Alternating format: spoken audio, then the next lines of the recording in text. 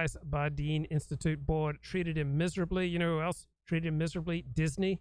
When Disney took over KBC Radio, decided the only thing that mattered were ratings. They put in a general manager who said, none of this high-quality talk stuff. We've got to go down in the gutter. Thought I was going to be fired. I wasn't prepared to do everything this wanted me to do. It was a very tense. And he says, it cost him my TV career because I wouldn't do the stuff they are. And this is his grievance narrative. Through the use of public opprobrium laws and lawsuits, Americans today are less free than at any time since the abolition of slavery. And Dennis says, if there is a real fascist threat to America, it comes from the left, whose appetite for state power is essentially unlimited. And remember when Dennis said that Keith Ellison should not be allowed to be sworn into Congress on a Quran, but must use the American. Dennis wrote, it is not I, it is Keith Ellison who is engaged in disuniting this country.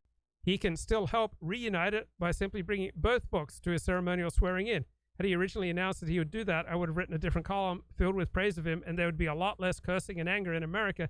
So those damn black Muslims like Keith Ellison who are disuniting America. Right, so I'm using the garometer of these blokes, Christopher Kavanaugh and Matthew Brown. Here they are speaking. Renee DeResta about online ecosystems. Gravel of that issue too, whereby when we are critical about like the various anti-vax messages or that kind of thing, a lot of the times people presented that we uncritically ingest the information from any institutional source, which is not the case.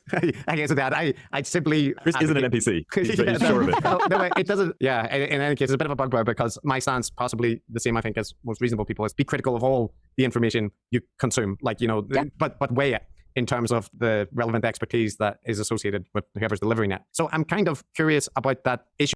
As you just mentioned before, you were embroiled in a controversy recently, primarily because Michael Schellenberger framed you as the leader of the censorship industry, right? And, you know, there were releases of messages back and forth, and there was various Substack articles targeting you and that kind of thing, and accusations that you were involved with the CIA and that this had been uncovered and so on. So I'm curious in that respect, given that that's going to happen, but just how do you address that? You know, if you're involved in the kind of work that you are, that you will almost inevitably become part of the conspiracy nexus of the institutions trying to silence free thinkers, especially if you're looking for like programs to push back against anti-vaccine disinformation or that kind of thing. I know you've been on Rogan, you engage with heterodox speakers, but it didn't really prevent you from becoming a villain in that ecosystem. So yeah, I'm curious about.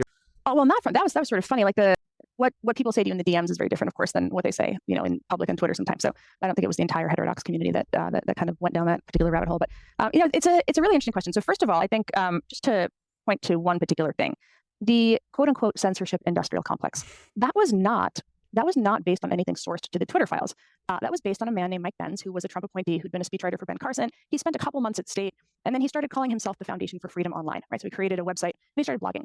And he took our report on the 2020 election. And what we did during the 2020 election was we had analysts, a bunch of students, who would kind of pay attention to narratives specifically related to claims about voting. Not Hunter Biden's laptop, completely out of scope, just claims about voting.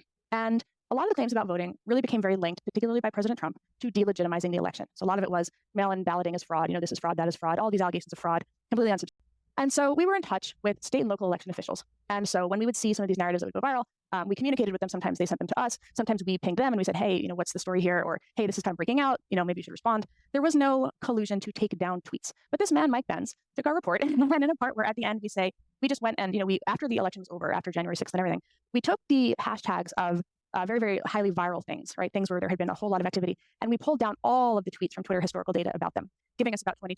Mike Benz either, let's say charitably, misread that part of the methodology and said that we had censored 22 million tweets, and then that we had censored every narrative that had these hashtags in it. And then in the course of doing so, we had censored billions of tweets, silencing millions of voices, targeting conservatives, et cetera, et cetera. So Benz begins to write these blog posts, and he reframes himself as a cybersecurity expert. I think Schellenberger calls him like the head of cybersecurity at State Department on Rogan. It's complete nonsense. But that is where all of those claims come from. So there is no evidence of any of that in the Twitter files. That's kind of the most remarkable thing about this entire situation. But based on that man's kind of blog posts and his sort of misreading of how we worked and what we looked at and what we did, Schellenberger really ate it up, and he just kind of regurgitated it under oath to Congress. And I was very surprised by that, I have to say, because I thought, you know, surely I've been engaging with him one-on-one because he reached out in December. He wanted to know about content moderation. He didn't even know the basics, but he was already writing about it. And so I just, you know, I talked to him, I engaged with him off the record for months. But again, when it came right down to it, rather than reaching out to me and saying, hey, I've got this guy who I connected with who's briefing. So looking at Pete Hegseth of Fox News on the screen right now, he's like a younger version of Dennis. me for my congressional testimony, he says you censored 22 million tweets.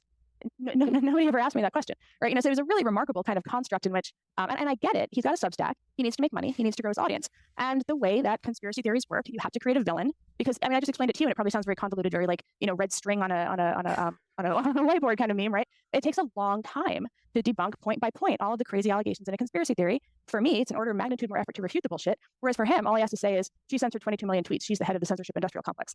And people who are not critical, haven't read my work, don't know who I am, don't know that I've advocated against takedowns for the better part of 5 years now, are like, oh yeah, censor, And so that's how the bespoke reality works, unfortunately. And that's So this is a conversation between three sinister leftists, right? This woman's the leftist. The two hosts are leftists, right? And yet they're having a completely reasonable, thoughtful, nuanced conversation that is worth listening to. That's how, we're not surprised by it. I'm not surprised.